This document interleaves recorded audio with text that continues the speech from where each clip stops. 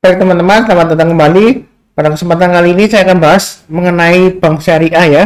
4 bank syariah untuk analisa saham mingguan untuk periode 7 Juni sampai dengan 11 Juni 2021. Jadi saya bahas bank syariah BRIS, bank syariah Indonesia, kemudian BTPS, PNBS dan bank ya. Jadi 4 bank syariah yang ada di Indonesia untuk analisa saham mingguan. Saya mulai dulu dengan analisa saham mingguan untuk BRIS ya, Bank Syariah Indonesia. Kalau kita lihat di sini di mingguannya ya, minggu lalu dia bertahan di atasnya 78,6% ya. Jadi mudah-mudahan dia masih tetap bertahan ya dalam minggu ini. Jadi dia candlenya dia higher low. Jadi kalau kita lihat di candlesticknya di sini dia higher low, higher high dan juga higher close ya. Jadi ada kemungkinan minggu ini dia masih bisa lanjut ya. Yang sudah punya Pak Sunar, kira-kira bagaimana? Ini BRIS ini sudah saya bahas di analisa saham harian ya. Jadi saya singgung lagi untuk analisa saham mingguan ya. Saran saya sebelumnya, kalau mau buy memang minimum harus tunggu kalau dia sudah berhasil naik ke atas 2190. Itu untuk amannya ya, seperti itu ya. Tapi saya sudah sebutkan juga sebelumnya, kalau mau spekulasi buy, istilahnya curi start lebih awal, itu tunggu kalau dia sudah berhasil naik ke atas 2010 ya. Jadi dia hari Jumat tanggal 4 Juni ya, dia sudah berhasil naik ke atas 2010 ya. Jadi kalau yang sudah buy, selamat ya. Jadi yang rajin nonton, mencatat dan buy ya lumayan ya. Kalau naik ke atas 2010 boleh buy, tapi buy-nya jangan terlalu banyak, saya sudah sebutkan, karena dia masih belum berhasil naik ke atas 2190 ya. 2190 ini adalah kurang lebih area resisten penting ya. Jadi selama di bawahnya 2190 ada kemungkinan dia masih kecenderungan masih bearish ya. Jadi ada kecenderungan dia masih lanjut lagi downtrend ya. Karena sebelumnya dia sideways ya. Di atasnya Fibonacci retracement 1,8% ya. Sideways-nya dia sebelumnya kurang lebih di area 2200 sampai dengan 2510 kan. Kemudian dia breakdown ke bawah ya. Turun ke bawahnya 2190 ya. Dan kemudian dia berhari-hari dia sempat testing ini ya. Fibonacci retracement 8,6% dia berhasil rebound ya. Ya, selama bertahan di atas 2010 menurut saya sih masih cukup baik peluangnya untuk rebound ke atas Fibonacci retracement 1,8% ya, yaitu di atas 2190. Yang sudah punya Pak Sunar, kira-kira bagaimana? Pasang aja trailing stopnya atau stop lossnya di 2010 dan di level ini aja ya, tengah-tengahnya 1900 ya, itu pasang stop lossnya di sana. Kalau turun di bawah 1900 ya ada kemungkinan dia testing lagi 1750 di sini ya. Jadi resikonya lebih besar ya kalau dia turun di bawah 1900. Lebih baik jangan dulu semuanya. Kalau mau buy on weakness, karena saya sih mau buy sekarang sih boleh-boleh saja ya. Karena saya sudah sebutkan sebelumnya, weakness-nya memang tunggu konfirmasi kalau dia sudah berhasil naik ke atas 2010. Dan dia sudah berhasil naik ke atas 2010, jadi boleh aja buy. Asal pasang stop loss-nya di 1900 ya. Dan 2010 ya. Jadi kalau misalnya minggu ini Senin dia naik di atas 2050 ya buy. Seperti itu ya. Jadi stop loss-nya pasang di 2010 dan 1900. Kalau dia naik lagi ke atas 2130 boleh tambah lagi Pak Sunar, boleh ya. Karena ragu-ragu untuk tambah lagi boleh, tapi buy-nya jangan terlalu banyak karena dia masih di bawahnya 2190. Kalau dia naik lagi ke atas 2190 Pak Sunar boleh tambah lagi, boleh ya. Selama dia bertahan di atas 2190 ada kemungkinan dia mencapai target minimal ya, kurang lebih sekitar area resistennya di sini ya, sideways areanya ya. Resistennya kurang lebih di area 2510 ya. Ya minimal ya swing high-nya di sini ya 2480. Itu target price-nya kalau dia berhasil breakout ke atas 2190 untuk BRIS ya. Mudah-mudahan masih bisa lanjut, jadi belinya bertahap aja. Garis-garis merah ini jangan bingung ya, memang terlalu banyak ya. Ya ini untuk level average apa aja ya kalau mau tambah ya. Kenapa belinya jangan terlalu banyak? Karena kecenderungannya dia masih testing Fibonacci retracement 78,6% ya. Saya takutnya kalau ini breakdown ya, nanti turunnya jauh ya, bisa sampai 1150 ya. Makanya itu saya agak khawatir kalau dia turun banyak 1750.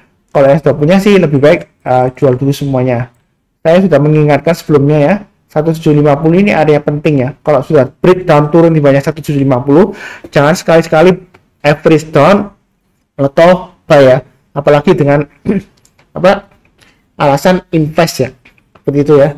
Karena seperti kita tahu memang BRIS ya, dia masuk dalam salah satu bank terbesar yang bagus ya untuk Indonesia ya. Bank syariah ya. Jadi besar itu belum tentu bagus ke depannya ya, belum tentu fundamentalnya bagus seperti itu ya. Jadi kita tetap aja fokusnya ke pergerakan harganya ya. Jadi kalau misalnya turun-turun terus ya lebih baik hati-hati, lebih baik jual dulu ya. Nanti kalau ada konfirmasi pembalikan arah, kalau sudah membaik ya kita berusaha masuk lagi seperti itu ya. Karena terus terang BRIS ini dia turunnya sudah lumayan jauh ya. Dari sebentar titik ini 3980 dia turun-turun terus ya perlahan-lahan, kemudian naik sideways, turun lagi sideways ya, turun lagi, kemudian ini berusaha rebound ya. Jadi perjuangannya masih cukup berat. Apakah ada kemungkinan Pak Saudara kembali lagi ke 4000 ke atas? Kemungkinan selalu ada ya. Tapi dengan catatannya itu, kalau dia selama bertahan di atas 2190 ada kemungkinan ke atas bisa ya.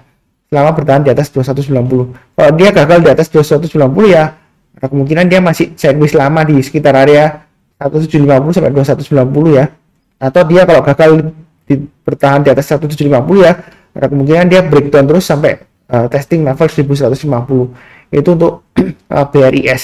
Jadi jangan terlalu percaya diri, tapi jangan terlalu takut juga ya. Jadi yang penting ya sabar, fokus, dan disiplin selalu. Kemudian berikutnya untuk analisa saham BTPS ya. Jadi BTPS itu Bank BTPN Syariah.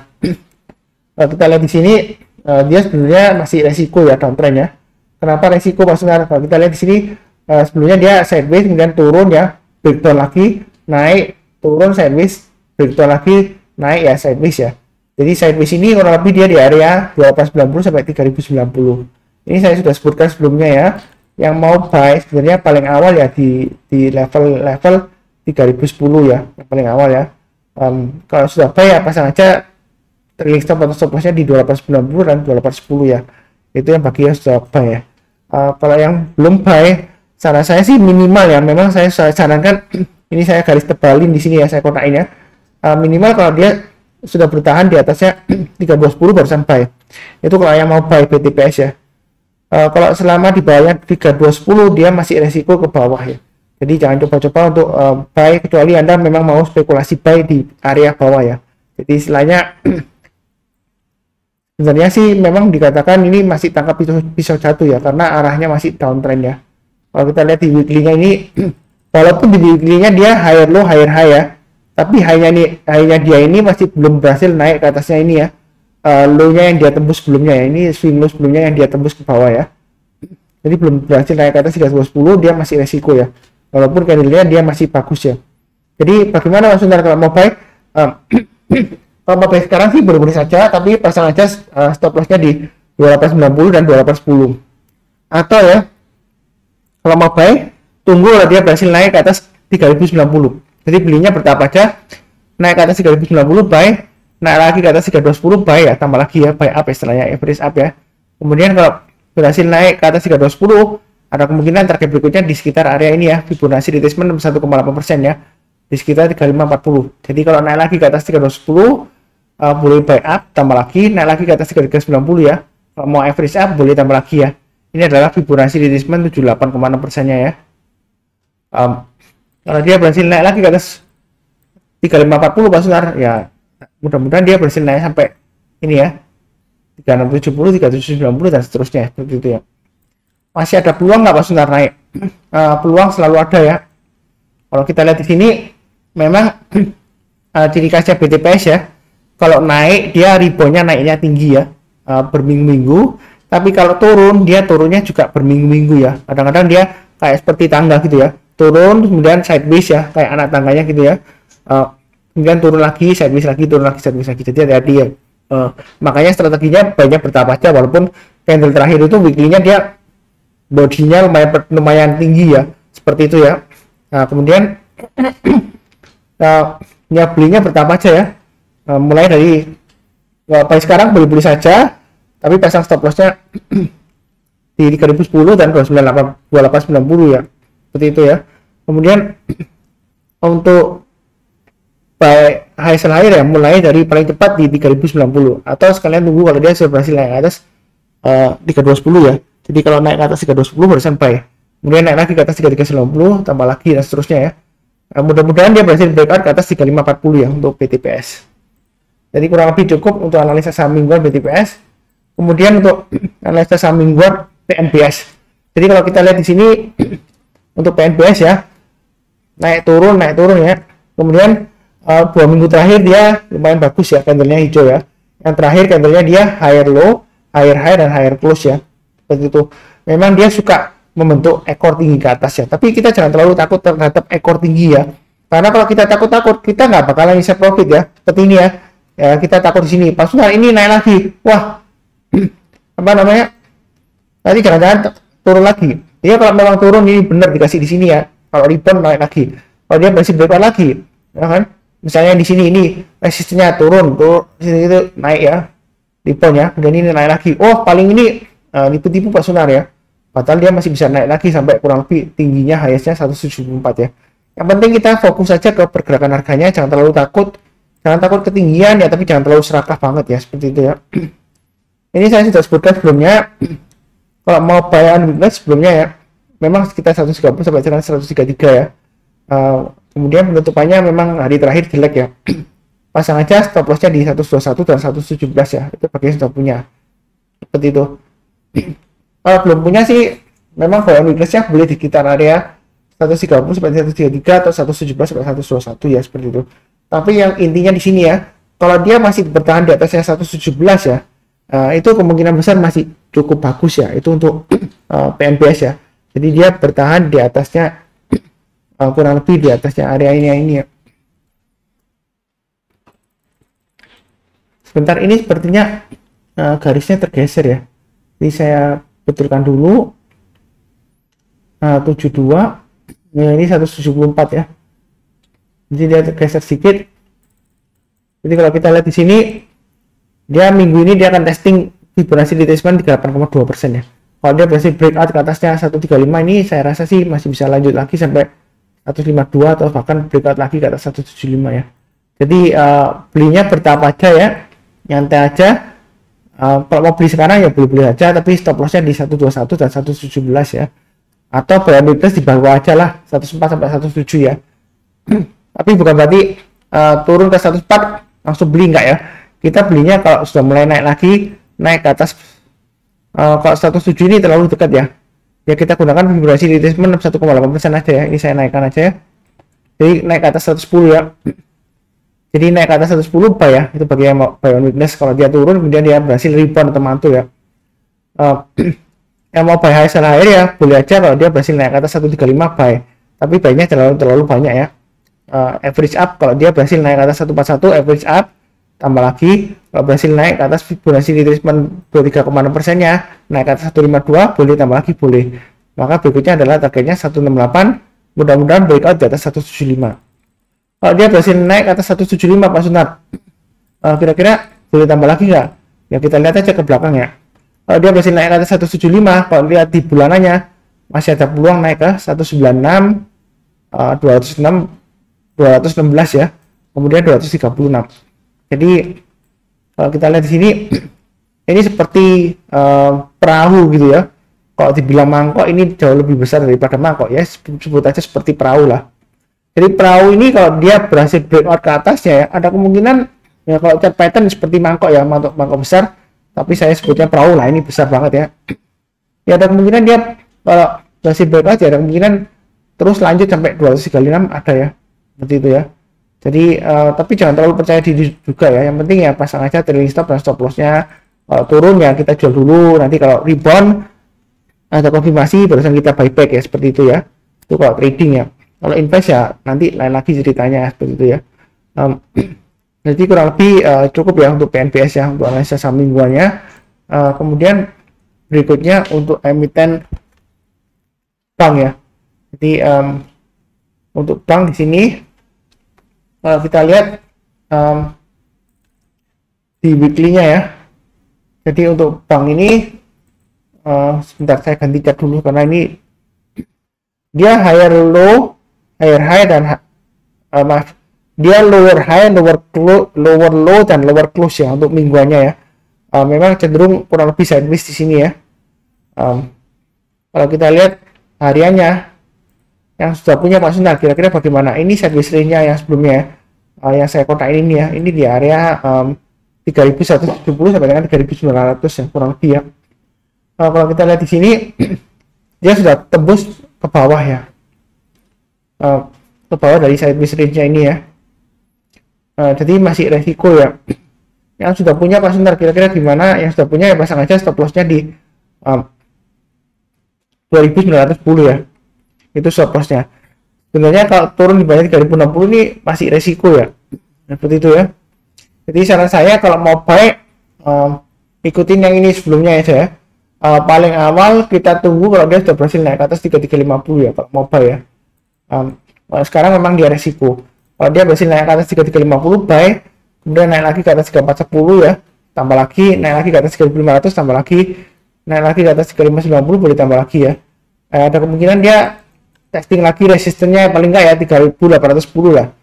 Jadi kalau dia berhasil breakout kali naik ke atas 3900 boleh tambah lagi Pak Sunar. Boleh ya. Kalau dia berhasil breakout naik ke atas 3900 maka target price berikutnya ya kurang lebih sekitar 4500 ya. Di sini saya sudah peringatkan sebelumnya ya, kalau turun bayar 21910 lebih baik jual dulu semuanya karena bank ini terus terang dia barusan IPO ya, Bank Net Indonesia Syariah. Kalau barusan IPO dia kan belum lama ya, belum sampai 6 bulan ya. Ini IPO-nya lebih di bulan 2 Februari ya kalau salah ya. Kita lihat di sini dia naiknya sudah tinggi banget ya. Jadi kalau dia turun di bawah 2910 ya ada kemungkinan dia turun terus ya. Jadi hati-hati aja. Dia turun di bawah 2910 ada kemungkinan turunnya sampai 1770 ya, seperti itu ya. Jadi jangan memaksakan diri ya, apalagi kalau dia turun di bawahnya ini ya, apalagi kalau dia turun di bawahnya 2650. Wah, kalau masih hold ya, kemungkinan besar ya sampai 1770 ya turunnya. Jadi untuk bank jangan buru-buru buy ya, tunggu kalau dia sudah berhasil naik ke atas 3350 ya, karena sekarang dia masih testing ini ya 2910 ya. Jadi hati-hati aja pasang trailing stop dan stop loss bagi yang sudah punya ya. Jangan ragu-ragu untuk jual dulu ya. Lepas Sunar kalau nanti rebound gimana kalau sudah jual? Karena kan biasanya kalau dijual naik ya belum tentu ya. Kadang-kadang kalau di hold ya tambah turun ya. Jadi kan ada yang bilang katanya kalau dijual naik, kalau dibeli turun gitu. Nah kalau di hold ya ada kemungkinan masih turun kalau dia masih breakdown dan cenderung lanjut downtrend ya dia masih turun terus ya. Jadi lebih baik ya jual dulu. Kalau ragu-ragu misalnya ya jual dulu sebagian lah. Kalau turun bayar 2910 ya jual dulu sebagian. Misalnya kalau nggak percaya Pak Sunar ya. Kemudian kalau turun lagi di bawah 2650 ya, karena saya sih jual dulu semuanya ya.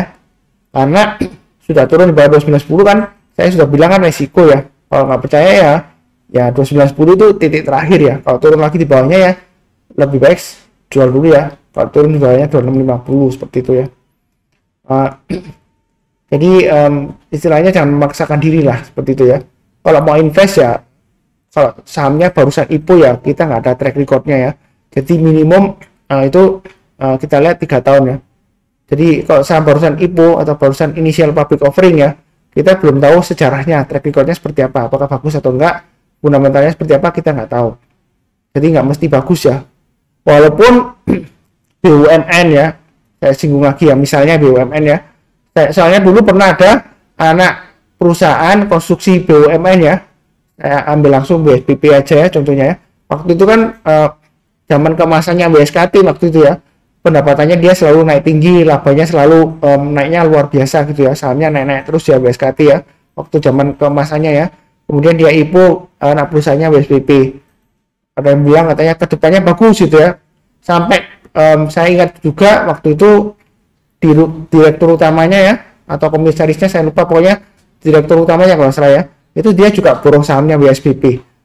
Itu barusan IPO nggak lama ya, ternyata ya tahu sendiri kan sekarang sahamnya dia masih lesu dan gagal bangkit di atas 500 lagi ya, kurang lebih seperti itu ya. Jadi kurang lebih cukup ya analisa saham mingguan untuk BRIS, BTPS, PNBS, dan bank untuk tanggal 7 Juni sampai dengan 11 Juni 2021. Jangan lupa subscribe dan like ya. Terima kasih banyak.